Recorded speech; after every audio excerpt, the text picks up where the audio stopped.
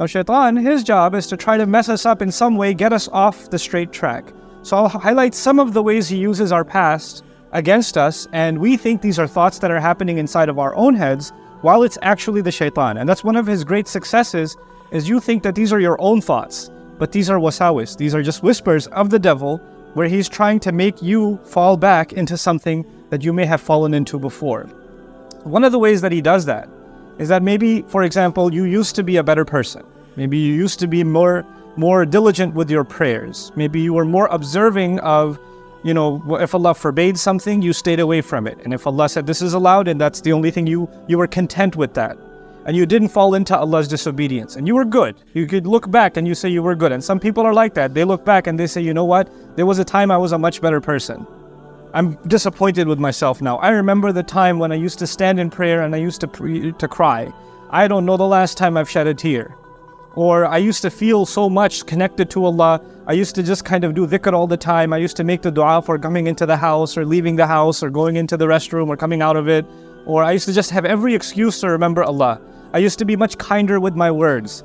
Now I use foul language. I use bad words against people. I lose my temper. I speak about people. I backbite. I've developed all these habits. I didn't used to be like this, but I was a much better person. So there's one thing to compare yourself to somebody else, but even when you compare yourself to yourself, some people were in a much better place before. And so Shaitan says, well, that part of you is dead. That's gone. That's never coming back. Listen, that's over with. This is who you are now.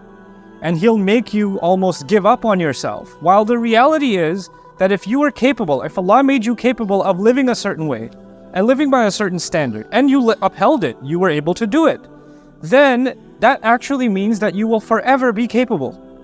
That's actually proof to yourself. It's one thing that you never accomplish something. You were never able to accomplish something. And you say, well, I can't do it. Well, maybe there's some truth to that. Maybe you haven't even tried. Or maybe I can't say for sure that you're capable. But you lived by something. You had certain capability. You were doing better. Now it's known that you have that, you possess that in you, that faith in you, that strength in you. And so Shaitan wants you to convince you that you no longer have that capability because of whatever experiences you've gone through or I've gone through. Now we will never go back to who we were again. At least in our spiritual sense, we can't go back. Now understand something. Emotionally, maybe you can't go back. Emotionally, when somebody's scarred, maybe they're changed forever, and that's okay. That's life. That happens. Maybe if somebody, the loss of a child is not something easy to get over, for example. So there are kinds of trauma or kinds of experiences that maybe our entire lives will be chipping away at trying to heal, and we may never get there. But Shaitan uses that to mess you up, not emotionally, but spiritually, to mess with your connection with Allah. And to basically get you to say, well, you know what? You've gone through these experiences, so what's the point of prayer? The prayers no longer count. And so that's one kind of attack the Shaitan uses against you and me, is to make you lament, make you think back with regret about better days that are never going to come back for you. The other thing Shaitan wants you to do from behind is, things bad experiences that you had, and you start questioning, why did this happen to me? Right? You and I have gone through terrible experiences in life. This is a part of life. Allah created this life as a trial, and every one of us has different kinds of trials, and some of those trials are not easy.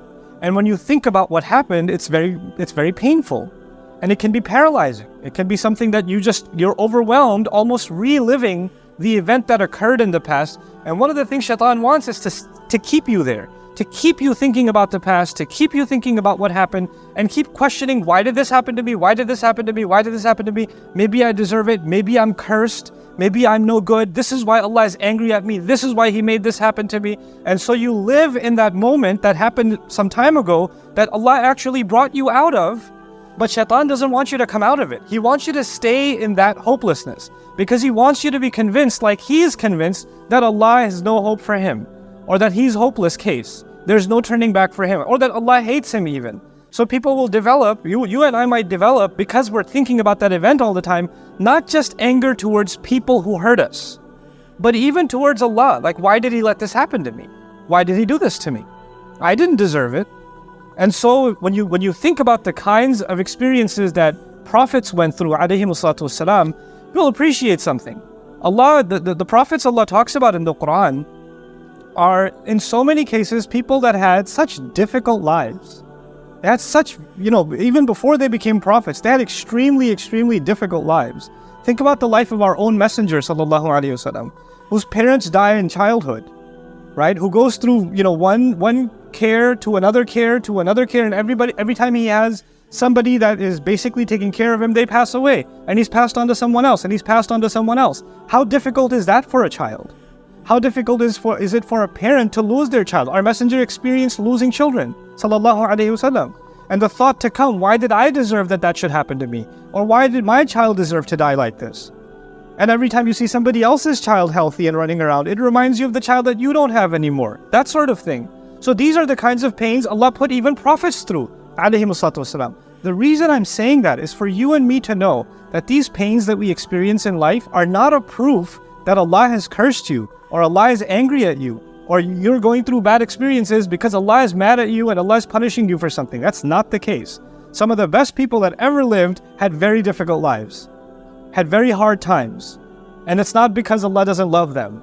So this life was made with trials, with difficulties that we have to learn to navigate. Shaitan wants us to believe everything that happens to us, somehow figure out a way to blame Allah for it.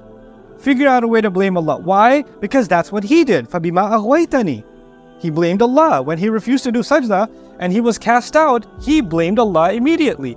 That's where he wants you to get to. And so he uses that past bad experience, that painful experience, to try to pull you away from Allah also. Another way he uses your past is that he will, maybe some of us, we lived a life of sin before. Maybe you had friends or, your relationships that were leading you down a road of sin, that you kept falling in and falling in and falling in. And you figured out a way to make tawbah to Allah, and you cut off those friendships and you cut off those relationships. Whether those people are, their judgment is with Allah. But you for yourself, you decided that those people may not be evil, but I know that when I'm in their company or when I'm around, then I fall into evil. So I'm going to try to protect myself, and I'm going to pull away as much as I can and try to fix myself with Allah. You will know in your personal life who those people are. And maybe you had people like that in your life that were pulling you into sin, whether they realized it themselves or not. And maybe it's not even their fault, maybe it's your own weakness. But since you recognize that, you say, you know what? Every time I've tried, I've fallen back into sin. I'm going to discontinue some of these relationships, not because I hate these people, not because I'm better than them, not because, I want them to suffer, but because I want to save myself. I want to pull myself away. And when you pull yourself away, Shaitan will come and say, hey, don't you miss the old friendship? You don't miss those guys? You don't miss her, man? You don't miss this? You don't miss that? And he wants you to pull back. Go back, go back, go back. The same way some people left sin. Literally sin. They left drinking. They left drugs. They left adultery. They left fornication. They left evil deeds. They walked away from them. They changed.